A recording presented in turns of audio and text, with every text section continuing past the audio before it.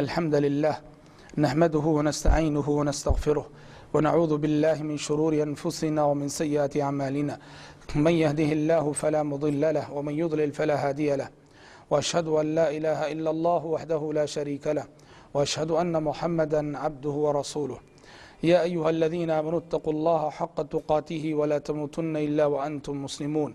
يا أيها الناس اتقوا ربكم الذي خلقكم من نفس واحدة وخلق منها زوجها وبث منهما رجالا كثيرا ونساء واتقوا الله الذي تساءلون به والأرحام إن الله كان عليكم رقيبا يا أيها الذين آمنوا اتقوا الله وقولوا قولا سديدا يصلح لكم أعمالكم ويغفر لكم ذنوبكم ومن يطع الله ورسوله فقد فاز فوزا عظيما أما بعد فإن خير الحديث كتاب الله وخير الهدي هدي محمد صلى الله عليه وسلم وشر الأمور محدثاتها وكل محدثة بدعة وكل بدعة ضلالة وكل ضلالة في النار أعوذ بالله السميع العليم من الشيطان الرجيم من همزه ونفخه ونفثه يا أيها الذين آمنوا هل أدلكم على تجارة تنجيكم من عذاب أليم تؤمنون بالله ورسوله وتجاهدون في سبيل الله بأموالكم وأنفسكم ذلكم خير لكم إن كنتم تعلمون. محترم بھائیو، سورۃ الصف کی جو آیت میں اللہ نے فرمایا اشترى من المؤمنین انفسهم واموالهم بان لهم الجنہ، اللہ تعالیٰ نے اہل ایمان سے ان کی جانیں خرید لی ہیں، ان کے مال خرید لیے، ان کی دولت خرید لی ہے جنت کے بدلے میں۔ یہاں بھی دیکھیے اللہ تبارک و تعالیٰ نے مومن کی جو عملی زندگی ہے، مومن جو قربانیاں دیتا ہے اپنے جان کی، اپنے مال کی، اس کو ایک بزنس اور ایک تجارت سے اللہ تعالیٰ نے تشبیہ دی ہے۔ اور سورہ فاطر میں فرمایا ان الذين يتلون كتاب الله واقاموا الصلاه وانفقوا مما رزقناهم سرا وعلانيه يرجون تجاره لن تبور۔ اللہ تعالیٰ نے فرمایا جو لوگ کتاب الہی کی تلاوت کرتے ہیں، جو لوگ قرآن مجید کی تلاوت کرتے ہیں،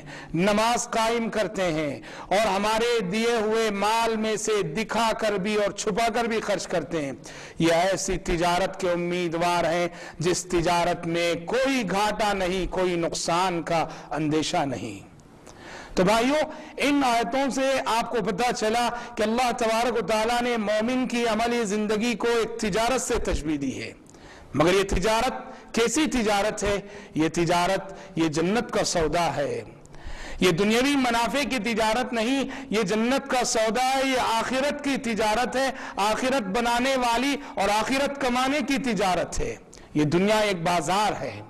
یہ دنیا ایک بازار ہے، یہاں کچھ جنت کے خریدار ہیں اور یہاں کچھ جہنم کے خریدار ہیں۔ یہاں سودا ہو رہا ہے، یہاں دو طرح کے بازار ہیں، ایک طرف جنت مل رہی ہے اور ایک طرف جہنم مل رہی ہے۔ اپنی خواہشات پہ عمل کرنے والے، نفسانی خواہشات کے پیچھے چلنے والے، اللہ اور اس کے رسول کے فرامین کو ٹھکرانے والے، یہ جہنم کے خریداری ہیں۔ اور اپنی خواہشات پہ روک لگانے والے، اپنے نفس کو لگام دینے والے، اللہ اور اس کے فرامین پر، اللہ اور اس کے رسول کے فرامین پر عمل کرنے والے، یہ جنت کے خریدار ہیں جو جنت کا سودا کر رہے ہیں۔ بھائیو، کاروبار میں ہوتا یہ ہے، بزنس میں ہوتا یہ ہے کہ ایک طرف وہ چیز ہوتی ہے جو خریدی جا رہی ہوتی ہے اور ایک طرف سرمایہ ہوتا ہے، وہ دولت ہوتی ہے، وہ مال ہوتا ہے اور وہ کیپٹل ہوتا ہے جس سے چیز خریدی جاتی ہے۔ اس سودے میں، اس تجارت میں جو اہل ایمان کی تجارت ہے، خریدی جانے والی چیز جنت ہے، جنت خریدی جا رہی ہے۔ اور جس قیمت سے یہ جنت خریدی جا رہی ہے وہ قیمت کیا ہے؟ وہ قیمت ہماری جان ہے، ہمارا مال ہے، ہماری دولت ہے، ہماری زندگی ہے، ہمارا وقت ہے، ہماری خواہشات ہیں، ہماری تمنائیں ہیں، ہماری آرزوئیں ہیں۔ جنت خریدنا ہے، ان تمام چیزوں کی قربانیاں دینی پڑیں گی، جان کی قربانی، مال کی قربانی، خواہشات کی قربانی، ارمانوں کی قربانی، ارمانوں خواہشات کی قربانی کے بعد ہی جنت ملا کرتی ہے، یاد رکھنا۔ اور جنت محض تمناؤں سے نہیں ملا کرتی، جنت صرف آرزوؤں سے نہیں ملا کرتی، اور جنت کا حاصل کرنا کوئی آسان کام نہیں۔ جنت کو حاصل کرنے کے لیے ہمیں اور آپ کو اس کی بڑی بھاری قیمت چکانی پڑے گی۔ قرآن مجید نے کہا أم حسبتم أن تدخلوا الجنة أم حسبتم أن تدخلوا الجنة ولما يأتكم مثل الذين خلوا من قبلكم مستهم البأساء والضراء وزلزلوا حتى يقول الرسول والذين آمنوا معه متى نصر الله. قرآن خطاب کر کے کہتا ہے اے مومنو کیا تم سمجھ رکھے ہو کہ جنت میں تم ایسی آسانی سے داخل ہو جاؤ گے؟ حالانکہ ابھی تم پر وہ حالات نہیں آئے، حالانکہ ابھی تم پر وہ آزمائشیں نہیں آئی، حالانکہ ابھی تم پر وہ امتحانات نہیں آئے جو امتحانات اور جو آزمائشیں کہ تم سے پہلے گزرے ہوئے اہل ایمان پہ گزر چکی. مستهم البأساء والضراء، ان پر تکلیفیں آئیں، مصیبتیں آئیں، فقر و فاقہ لاحق ہوا، وزلزلوا، اور اتنی آفتیں آئیں اور ایسی آزمائشوں سے وہ گزارے گئے کہ جھنجھوڑ دیے گئے. حتی یقول الرسول والذین آمنوا معه متى نصر اللہ، یہاں تک کہ اللہ کی مدد کا انتظار کرتے کرتے پیغمبر بھی اور پیغمبر کے ساتھ جو اہل ایمان تھے وہ پکار اٹھے اللہ کی مدد کب آئے گی، اللہ کی مدد کب آئے گی. یہ آیت ہم سب سے مخاطب ہے. نزول قرآن کے زمانے میں یہ آیت صحابہ سے مخاطب تھی، صحابہ سے مخاطب ہو کے کہہ رہی تھی اے نبی کے صحابیوں تمہیں ان کٹھن مراحل سے گزرنا پڑے گا جن مراحل سے تم سے پہلے گزرے ہوئے اہل ایمان گزر چکے، کہ ان میں سے کسی کو آرے کے ذریعے سے چیر کر اسی طرح سے دو ٹکڑے کر دیا جاتا جس طرح لکڑی چیری جاتی ہے، اور ان میں سے کسی کو لوہے کی کنگھی کے ذریعے سے اس کے جسم کا گوشت ادھیڑ دیا جاتا تھا. تم سے پہلے گزرے ہوئے لوگوں نے جنت کی اتنی بھاری قیمت چکائی ہے، جنت حاصل کرنے کے لیے تمہیں بھی ایسی قیمت چکانی ہے. قرآن نے صحابہ سے خطاب کر کے کہا تھا، اب قرآن ہم سے خطاب کر کے کہہ رہا ہے صحابہ کو نمونہ بنا کر. ہمیں اس آیت کو یوں سمجھنا چاہیے کہ قرآن ہم سے خطاب کر کے کہہ رہا ہے کیا تم سمجھتے ہو کہ جنت تمہیں آسانی سے مل جائے گی؟ صحابہ کرام رضوان اللہ علیہم اجمعین نے جنت کی جو بھاری قیمت چکائی ہے، جنت کی طلب میں انہوں نے جو قربانیاں دی ہیں، ایسی قربانیاں جب تک ہماری زندگیوں میں نظر نہیں آئیں گی جنت کا ملنا بڑا مشکل ہے. اس لیے اللہ کے نبی صلی اللہ علیہ وسلم ایک حدیث میں فرماتے ہیں الا ان سلعۃ اللہ غالیہ، الا ان سلعۃ اللہ غالیہ، لوگوں سنو ان سلعۃ اللہ غالیہ، اللہ کا سامان بڑا مہنگا ہے، اللہ تعالیٰ کا سودا بڑا مہنگا ہے. الا ان سلعۃ اللہ الجنہ، اور اللہ تعالیٰ کا سامان کیا ہے؟ اللہ تعالیٰ کا سامان جنت ہے. اللہ تعالیٰ کا سودا ہے، جنت کا سودا ہے، اللہ کا سامان جنت ہے، اور اسے خریدنے کے لیے بڑی مہنگی قیمت چکانی پڑے گی. آپ حضرات صحابہ کرام رضوان اللہ علیہم اجمعین کی زندگیوں کو پڑھیے. صحابہ کرام رضوان اللہ علیہم اجمعین نے اس جنت کو حاصل کرنے کے لیے کتنی بھاری قیمت چکائی ہے. صحابی رسول عبداللہ بن عمر بن حرام الانصاری رضی اللہ عنہ، یہ مشہور صحابی جابر رضی اللہ عنہ کے والد ہیں. جابر رضی اللہ عنہ بڑے مشہور صحابی ہیں، ان کے والد ہیں عبداللہ بن عمر بن حرام انصاری رضی اللہ عنہ. دیکھو انہوں نے جنت کی کتنی بھاری قیمت چکائی. بوڑھے صحابی تھے، بزرگ صحابی تھے.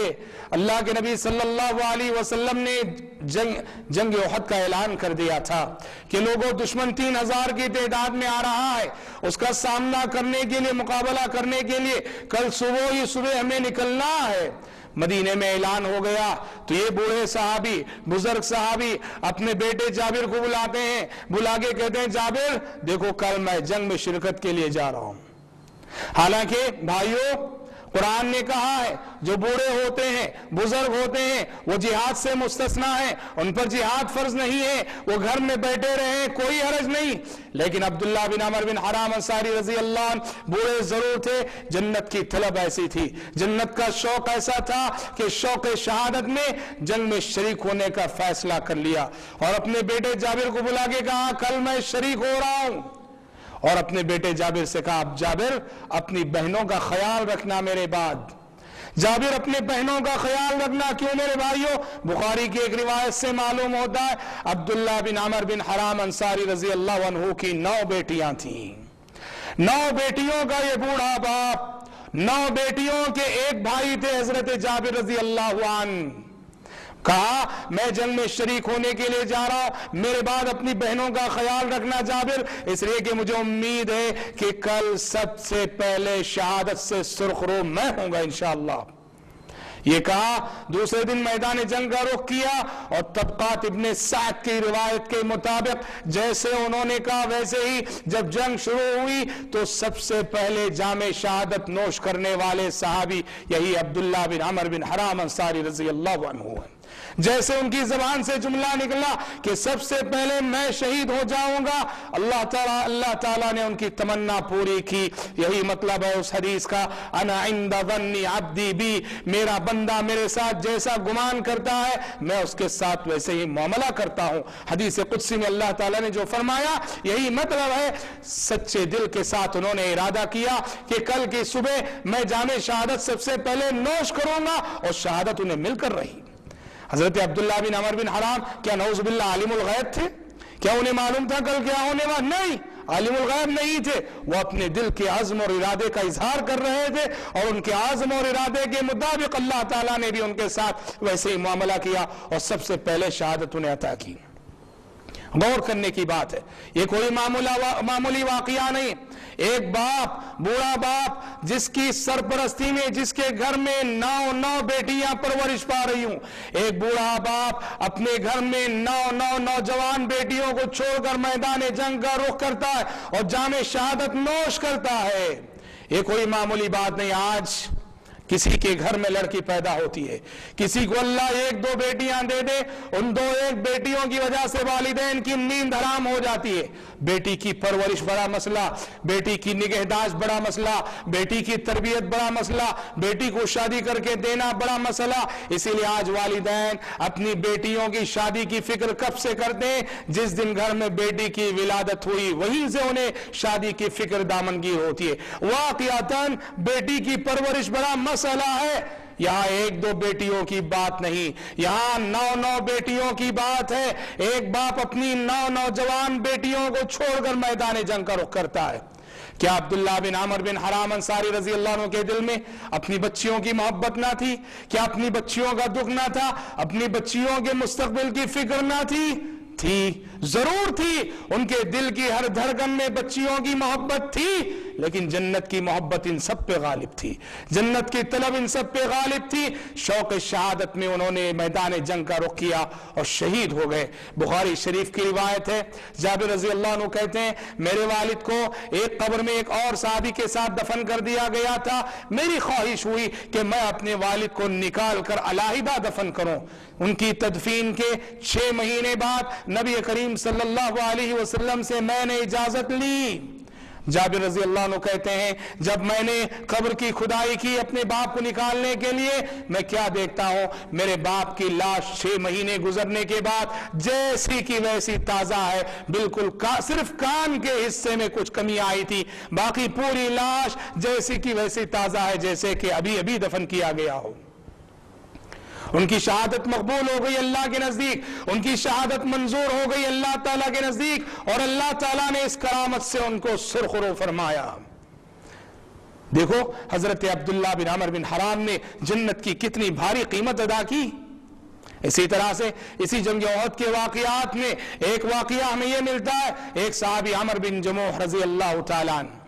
معذور صحابی تھے، اور آپ کو معلوم ہے قرآن مجید نے جا وجہ اعلان کیا ہے لیس علی الاعمی حرج ولا علی الاعرج حرج، جو نابینا ہے اس پر کوئی حرج نہیں، جو لنگڑے ہیں ان پر کوئی حرج نہیں، جہاد میں شریک نہ ہوں تو ان پر جہاد فرض نہیں ہے۔ لیکن شوق شہادت اور جنت کی طلب ایک ایسی چیز ہے کہ صحابی معذور تھے، مجبور تھے، لنگڑے تھے، نبی کریم صلی اللہ علیہ وسلم کے پاس لنگڑتے آئے اور پوچھنے لگے اے اللہ کے نبی بتائیے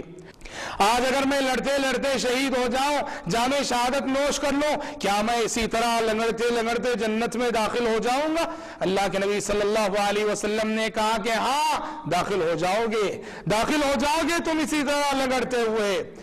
دشمن کی صف میں داخل ہوئے، شہید ہو گئے۔ ان کی شہادت بھی اللہ تعالیٰ کے نزدیک اس طرح مقبول ہوئی اور منظور ہوئی۔ حافظ ابن حجر اسقلانی رحمت اللہ علیہ نے صحیح بخاری کی شرح کرتے ہوئے فتح الباری میں مستند ذرائع کے حوالے سے لکھا ہے کہ عمر بن جموح رضی اللہ عنہ کی قبر حضرت جابر رضی اللہ عنہ کے والد عبداللہ بن عمر بن حرام انصاری رضی اللہ عنہ کی قبر کے بازو تھی، دونوں صحابہ کی قبریں آزو بازو تھی۔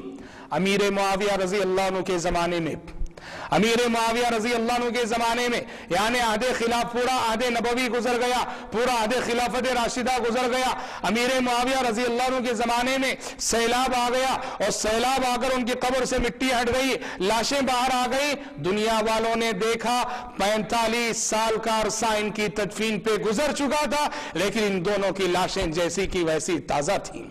اللہ اکبر، یہ وہ کرامت تھی، یہ اعزاز تھا جو اللہ تعالیٰ نے ان دو عظیم صحابیوں کی شہادت کو قبول کرتے ہوئے، ان کے شوق شہادت کو قبول کرتے ہوئے جنت کی جو بھاری قیمت انہوں نے چکائی ہے، اللہ تعالیٰ کے نزدیک وہ اس قدر منظور ہوئے، دنیا والوں کو دکھانے کے لیے اللہ تبارک و تعالیٰ نے ان کی لاشوں کو اللہ نے تازہ رکھا۔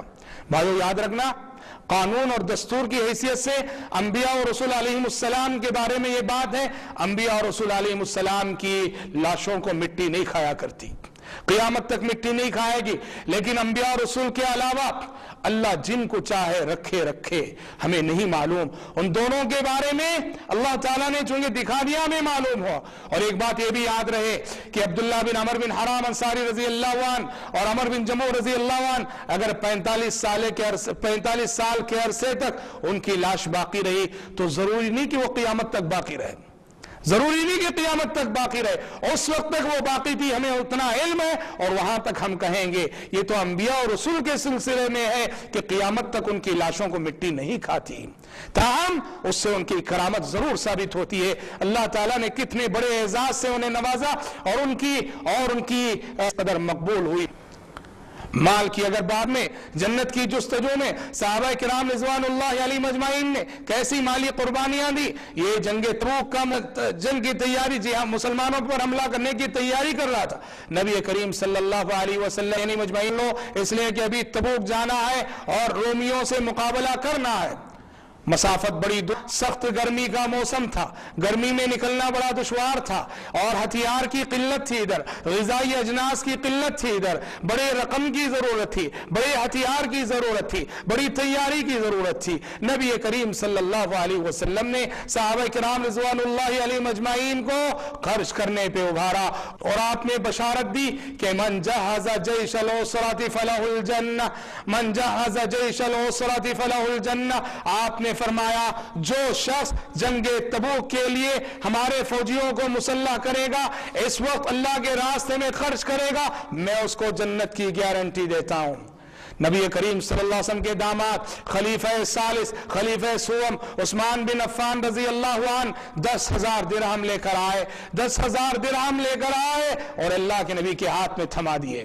درہم کی کیا قیمت تھی اندازہ لگاؤ، عہد نبوی میں 1-2 درہم میں ایک بکری آ جایا کرتی تھی، 10,000 درہم لے کر آئے، نبی کریم صلی اللہ علیہ وسلم کے ہاتھ میں تھما دیا۔ اللہ کے نبی صلی اللہ علیہ وسلم عثمان بن عفان رضی اللہ عنہ کے لائے ہوئے درہموں کو اپنے ہاتھ میں لیے ہوئے تھے، ایک ہاتھ سے دوسرے ہاتھ میں منتقل کر رہے تھے اور فرمائے جا رہے تھے ما ضر ابن عفان ما عمل بعد هذا اليوم، آپ نے کہا عثمان بن عفان نے آج وہ نیکی کر لی ہے، وہ عمل کر لیا ہے، آج کے بعد عثمان بن عفان جو چاہے کر لے، اب جنت میں جانے سے اسے کوئی چیز نہیں روک سکتی۔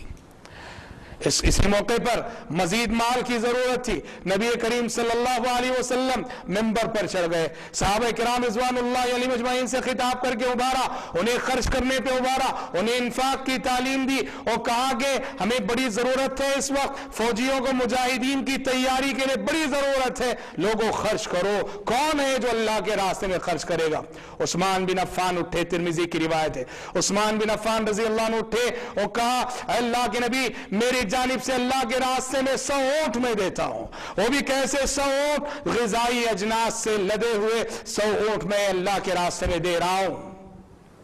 بیٹھ گئے، پھر آپ نے فرمایا کہ لوگوں مزید کون دے گا؟ دوسری مرتبہ بھی عثمان بن عفان اٹھے، دوسری مرتبہ بھی اٹھ کے کہا اے اللہ کے نبی مزید 100 اونٹ میں میری جانب سے دیتا ہوں، غذائی اجناس سے لدے ہوئے 100 اونٹ۔ پھر بیٹھ گئے، نبی کریم صلی اللہ علیہ وسلم نے پھر اعلان کیا تو تیسری مرتبہ بھی عثمان بن عفان اٹھے اور تیسری مرتبہ بھی انہوں نے مزید 100 اونٹ غذائی اجناس سے لدے ہوئے مجاہدین کے لیے وقف کیے کہ اللہ کے نبی یہ غذائی اجناس سے لدے ہوئے اونٹ 300 اونٹ اللہ کے نبی صلی اللہ علیہ وسلم نے ممبر پر کھڑے ہوئے تمام صحابہ کے مجمع کے سامنے پھر ایک اور مرتبہ شہادت دی عثمان بن عفان رضی اللہ عنہ کے حق میں کہ آج عثمان نے وہ نیکی کر لی ہے کہ آج کے بعد عثمان بن عفان جو کرنا ہے کر لے، جنت میں جانے سے اسے کوئی چیز نہیں روک سکتی۔ بھائیو، یہ صحابہ کرام رضوان اللہ علیہم اجمعین ہیں جو دنیا کماتے تھے دنیا کے لیے نہیں آخرت کے لیے، محنت کرتے تھے دنیا کے لیے نہیں آخرت کے لیے، مشقت بڑے کام کرتے تھے دنیا کے لیے نہیں آخرت کے لیے۔ بخاری شریف کی روایت ہے جب وہ آیتیں نازل ہوئی قرآن میں جو خرچ کرنے کی تعلیم دے رہی تھی، اللہ کے راستے میں انفاق کی تعلیم دے رہی تھی، غریبوں کو دینے کی تعلیم دے رہی تھی، کچھ صحابہ ایسے تھے جو خود غریب تھے، خود نادار تھے، خود کنگال تھے، لیکن انفاق کی تعلیم دی گئی، خرچ کرنے کی تعلیم دی گئی تو ان صحابہ نے کیا کیا؟ وہ مدینے کے مارکیٹ جایا کرتے تھے، مدینے کے بازار جایا کرتے تھے اور بازار جا کر مزدوروں کی طرح سے موٹے ڈھویا کرتے تھے، لوگوں کا بوجھ ڈھویا کرتے تھے اور جو بھی آمدنی ہوتی تھی اس کو لا کے اللہ کے راستے میں غریبوں پہ خرچ کیا کرتے تھے۔ دیکھو کمانے جا رہے ہیں، جاتے ہوئے نیت کیا ہے؟ جاتے ہوئے نیت یہ ہے اب جو بھی آمدنی ہوگی اللہ کے راستے میں ہمیں خرچ کرنا ہے، غریبوں کو دینا ہے، خود غریب ہے اور اللہ کے راستے میں دینے اور خرچ کرنے کا یہ جذبہ۔ یہ ایسی مثالیں ہیں، یہ ایسے نادر نمونے ہیں کہ جو صرف اور صرف ہمیں حضرات صحابہ کرام رضوان اللہ علیہم اجمعین کی زندگیوں میں ملیں گے۔ آسمان سے وحی نازل ہوئی لن تنالوا البر حتى تنفقوا مما تحبون، وہی نازل ہوئی کہ لن تنالوا البر حتى تنفقوا مما تحبون کہ اس وقت تک تم حقیقی نیکی کو نہیں پا سکتے جب تک کہ اپنی پسندیدہ چیز کو بھی اللہ کے راستے میں خرچ کر دو۔ جنت چاہتے ہو تو اپنی پسندیدہ چیز کو اللہ کے راستے میں خرچ کرو۔ ہم خرچ ضرور کرتے ہیں لیکن ہم میں سے کون کتنے ایسے ہیں کہ جو اللہ کے راستے میں پسندیدہ چیز کو دیتے ہوں؟ ہم غریب کو کھلاتے ہیں، کھانا دیتے ہیں، کب دیتے ہیں؟ گھر والے سب کھا کر جب بچ جاتا ہے، کھانا سڑ جاتا ہے، وہ کھانا اٹھا کے دیتے ہیں۔ تازہ پکا ہوا کھانا دینے کی ہمیں توفیق نہیں ہوتی۔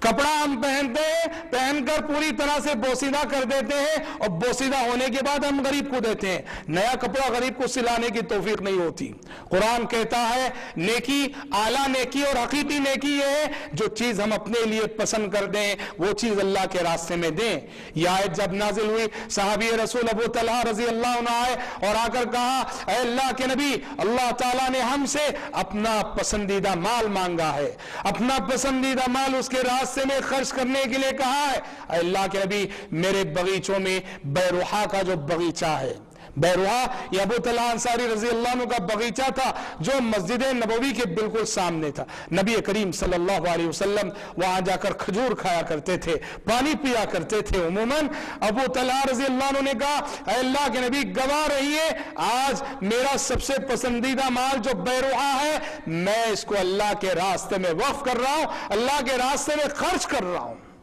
بھائیو غور کریں، حضرات صحابہ کرام رضوان اللہ علیہم اجمعین نے جنت کے لیے کتنی بھاری قیمت چکائی ہے، اپنی جان کی شکل میں، اپنے مال کی شکل میں اور اپنے بچوں اہل اولاد کی محبت کی قربانی کی شکل میں۔ واقعتاً یہ دنیا آرزوؤں کی تکمیل کی جگہ نہیں، یہ دنیا ارمانوں کی تکمیل کی جگہ نہیں، یہ دنیا اپنی ہر خواہش کو پوری کرنے کی جگہ نہیں، یہ دنیا آرزوؤں کی قربانی دینے کی جگہ ہے، یہ دنیا خواہشات کی قربانی دینے کی جگہ ہے، یہ دنیا اپنی ارمانوں کی قربانی دینے کی جگہ ہے۔ اپنی ہر آرزو پوری کرنے کی سوچ، اپنی ہر تمنا پوری کرنے کی سوچ، اپنی ہر خواہش اس دنیا میں پوری کرنے کی سوچ، یہ کافرانہ سوچ ہے۔ مومن اس دنیا سے اس حال میں جاتا ہے کہ اس کی بہت ساری تمنائیں باقی رہتی ہیں، اس کی آرزویں باقی رہتی ہیں، اس کی خواہشات کی بھوک باقی رہتی ہے اور مومن اپنی یہ بھوک مٹاتا ہے کہاں؟ جنت میں جا کر۔ اس لیے قرآن مجید نے کہا وَيَوْمَ يُعْرَضُ الَّذِينَ كَفَرُوا عَلَى النَّارِ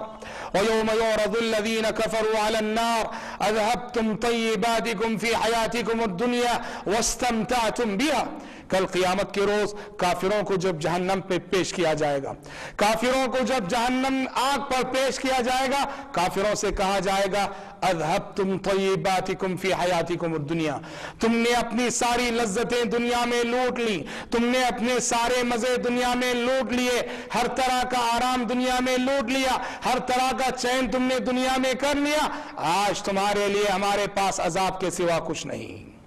آج تمہارے لیے ہمارے پاس عذاب کے سوا کچھ نہیں۔ ایک مومن آخرت کی خاطر، آخرت کی خاطر، جنت کی خاطر یہاں وہ بڑی محنت کرتا ہے، وہاں پانے کے لیے یہاں کھونا پڑے گا، وہاں وہی شخص پائے گا جو یہاں کھونے کا حوصلہ رکھتا ہو، جو یہاں گما کر جائے گا وہاں وہ کمائے گا انشاءاللہ تعالی۔ حدیث شریف میں آتا ہے اللہ تبارک و تعالی کل قیامت، دنیا کی حیثیت کیا ہے یہ بتانا چاہتا ہوں میں۔ کل قیامت کے روز اللہ تبارک و تعالی ایک شخص کو جو کہ دنیا کا سب سے آرام پسند شخص، جس کی زندگی بڑے چین میں گزری ہوگی، سکون میں گزری ہوگی، عالیشان بنگلوں میں رہا ہوگا، اور تکلیف کیا چیز ہے، غم کیا چیز ہے، ٹینشن کیا چیز ہے اسے کوئی خبر نہ ہوگی، پوری انسانی تاریخ کا سب سے مالدار ترین شخص اور سب سے آرام پسند شخص، اس کو لایا جائے گا کل قیامت کے دن، اور لا کر ایک سیکنڈ کے لیے، ایک منٹ کے لیے جہنم میں ڈبو کر اٹھایا جائے گا، اور اس سے پوچھا جائے گا جانتا ہے آرام کسے کہتے ہیں، جانتا ہے سکون کسے کہتے ہیں، جانتا ہے کہ راحت کسے کہتے ہیں؟ ایک سیکنڈ کی تکلیف نے دنیا کی ساری راحت بھلا دی ہوگی، وہ کہے گا پروردگارا مجھے نہیں معلوم کہ آرام کسے کہتے ہیں، مجھے نہیں معلوم کہ راحت کسے کہتے ہیں، مجھے نہیں معلوم کہ چین اور سکون کس چڑیا کا نام ہے۔ اور اس کے مقابلے میں ایک مومن لایا جائے گا